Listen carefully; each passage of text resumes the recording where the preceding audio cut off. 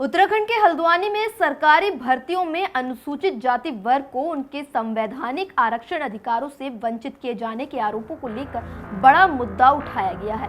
इस संबंध में संवैधानिक अधिकार संघर्ष समिति ने महामहिम राज्यपाल और मुख्यमंत्री को संबोधित 2 महत्वपूर्ण ज्ञापन उपजिलाधिकारी हल्द्वानी के माध्यम से भेजे।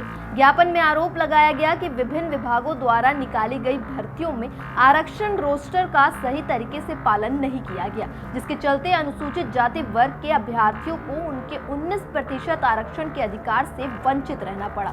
खास तौर पर होमगार्ड भर्ती 2026, स्वास्थ्य कार्यकर्ता महिला भर्ती 2026 के साथ साथ 2024 और 2022 की भर्तियों में भी गंभीर विसंगतियां सामने आने की बात कही गई है। समिति का कहना है कि यह स्थिति सामाजिक न्याय और समान अवसर के संवैधानिक सिद्धांतों के खिलाफ है। इस दौरान समिति के संयोजक मुकेश चंद बौद्ध ने स्पष्ट कहा कि आरक्षण कोई दया नहीं बल्कि संविधान द्वारा दिया गया अधिकार है और इसका सही पालन न होना गंभीर चिंता का विषय है। उन्होंने मांग की कि सभी संबंधित भर्तियों की उच्च स्तरीय और निष्पक्ष जांच कराई जाए। अनुसूचित जाति वर्ग को 19% आरक्षण के अनुसार पद आवंटित किए जाएं और सभी भर्तियों का आरक्षण रोस्टर सार्वजनिक किया जाए ताकि पारदर्शिता बनी रहे। साथ ही अनियमितता पाए जाने पर जिम्मेदार अधिकारियों के खिलाफ सख्त कार्रवाई की भी मांग की गई। वहीं संरक्षक जीआर टमटा ने चेतावनी दी कि यदि जल्द कार्रवाई नहीं हुई तो इस मुद्दे को लेकर व्यापक आंदोलन किया जाएगा। इस मौके पर कई सामाजिक कार्यकर्ता और स्थानीय प्रतिनिधि भी मौजूद रहे, जिन्होंने इस मांग को समर्थन देते हुए जल्द समाधान की अपेक्षा जताई। उपजिला अधिकारी महोदय हल्द्वानी के माध्यम से आदरणीय महामहिम राज्यपाल महोदय और माननीय मुख्यमंत्री महोदय को ज्ञापन भेजे और ये ज्ञापन जो स्वास्थ्य विभाग एवं होमगार्ड की भर्तियों में जो अनियमितता पाई जा रही है उसके संबंध में हमने भेजे। जैसा कि मैंने आपको बताया कि होमगार्ड में 920 पदों में 19% के हिसाब से 175 पद अनुसूचित जाति के लिए होने चाहिए थे, परंतु मिले केवल 48 पद।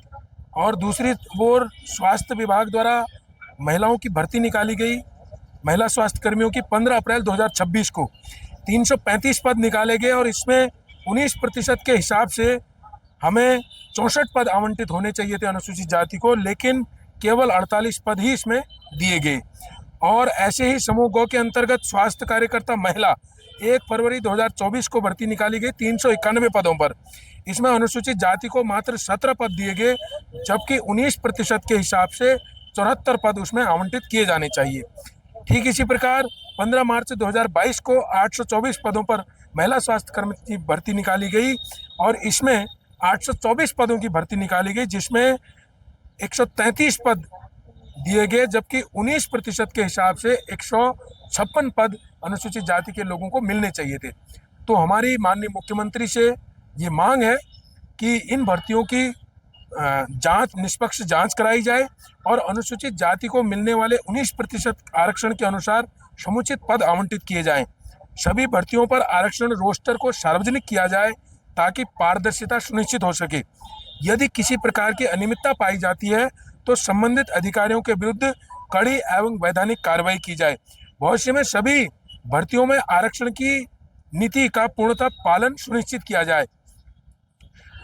ये हमने आज ज्ञापन दिया और हमें उम्मीद है कि उत्तराखंड सरकार और महामहिम राज्यपाल महोदय इस पर अपना पक्ष देंगे और जो समाज को मिलने वाले अधिकार हैं, जो बाबा साहब डॉक्टर अंबेडकर की बदौलत जो रिजर्वेशन मिला हुआ है, वो पूर्णतः पालन उसका किया जाएगा, ऐसी हम सरकार से मांग करते हैं।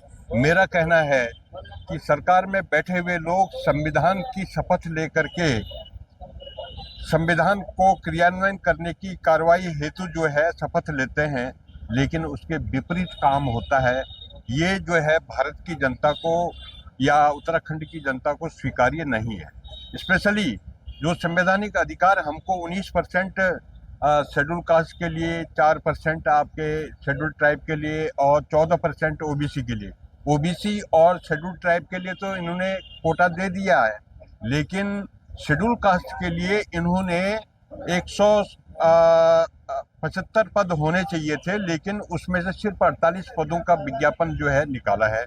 तो ये घोर अन्याय है और संवैधानिक अधिकारों का घोर उल्लंघन है। संवैधानिक अधिकार संघर्ष समिति हल्द्वानी जिला नैनीताल द्वारा जो उत्तराखंड सरकार द्वारा अनुसूचित जाति के वर्ग की अनदेखी की जा रही है, उस संबंध में एक ज्ञापन हम आज 5 मई 2026 को महामहिम राज्यपाल और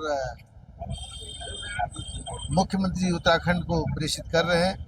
ये उत्तराखंड की, मैं तो ये कहूँगा, एक विडंबना है। क्या उत्तराखंड सरकार अनुसूचित जाति के लोगों का उत्थान नहीं चाहती है? जैसा कि 1932 में कम्युनल अवार्ड अंग्रेजों के द्वारा दिया गया था, जो 1932 में ही पूना पैक्ट हुआ, उस पूना पैक्ट का भी अब उल्लंघन हो रहा है।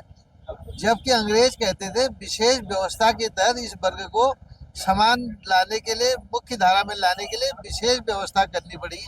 क्या उत्तराखंड सरकार इस वर्ग के लोगों का पतन करने पर तुली है? इस प्रकार से इनके प्रतिनिधित्व का अधिकार छीनना ये संवैधानिक अधिकारों का हनन है और न्याय के विरुद्ध है। मुझे लगता है कि आरक्षण कोई दान या अनुग्रह नहीं है, यह संवैधानिक अधिकार है।